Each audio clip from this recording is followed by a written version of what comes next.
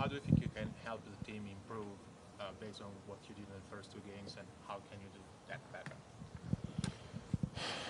I mean, I think we all need to play better, obviously, after the first couple games. There's a lot of things that we can clean up. Obviously, we all want to shoot a little better, move around a little more, try to make things harder for them. There's been a mixed reaction when we asked guys who were on the team last year to compare last year to this year. You weren't here last year, so what's this experience been like for you just to be a part of this team and realize, how good you've been and have this challenge? How do you view it? I mean, we haven't won the first 2 games, obviously, but it's been amazing for me. I've really enjoyed playing these games and being around this environment, and I'd really, really like to win. That would make this an amazing experience. But it's just this. You don't want to get too caught up in all that's going on around you because you have a job to do and you want to focus. But at the same time, it's an awesome experience. The first 2 games of last year's series were lopsided as well on the scoreboard. Same thing this year. But do you feel like the games have been what the scores would indicate, or do you feel like it's a closer series? I think it's been the second halves have kind of gotten away from us a little bit. I think they've had too many kind of 10-point runs on us, especially in the second half. And I think we felt at halftime last game that we played a pretty good half. In the second half, it just got away from us a little bit, and they're a team that's definitely capable of doing that. I think the hope is, to be at home and to have our crowd, cheering us on. We can limit those a little more and hopefully play a little better. At this point in the series, do the X's and O's kind of take a back seat to just energy and guys stepping up? Yeah, I mean, there's energy and guys stepping up, and I think there's, you got to play smart. You can't just get lost in the moment and lose your mind and play as hard as you can. I mean, that's not going to get it done either, We have to be smart. We have to use our, we have a lot of veteran guys who've been around, guys who won a championship last year.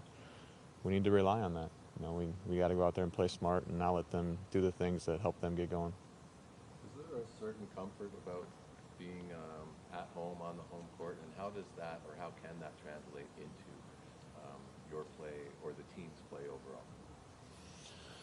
Yeah, I think teams are typically better at home. Whether it's the regular season or the playoffs or whatever it is, there's a reason for that. We have amazing fans here, fans that can spur us on. Obviously, cheer when you make a good play, but also cheer you on to make the good play. And so I think that's the hope tonight. And at the end of the day, we got to play a better game. We got to play a smarter game. We got to limit their runs. And if we do that, we feel like we're going to be right there. There's been a lot of conversation about the Warriors' offense, but what stands out about them defensively? I mean, people talk about their offense all the time. I think they've been the best defensive team in the NBA for the last few years, or one of the best. They do a great job of helping in the pick and roll, helping on isolations without overcommitting. They do a good job of running you off the three and making you get to that second side. And that's been one of our weaknesses this year, is that second side action. So give them a ton of credit, obviously, but we definitely feel like there's things that we can do better. KYRIE talked yesterday about the windows being shorter, that you've got usually used to a few seconds to make a shot, and now he's got a split second to make a shot before it closes again. How have you experienced that? I think that just goes, they're a really well-coached team. They're a very smart team.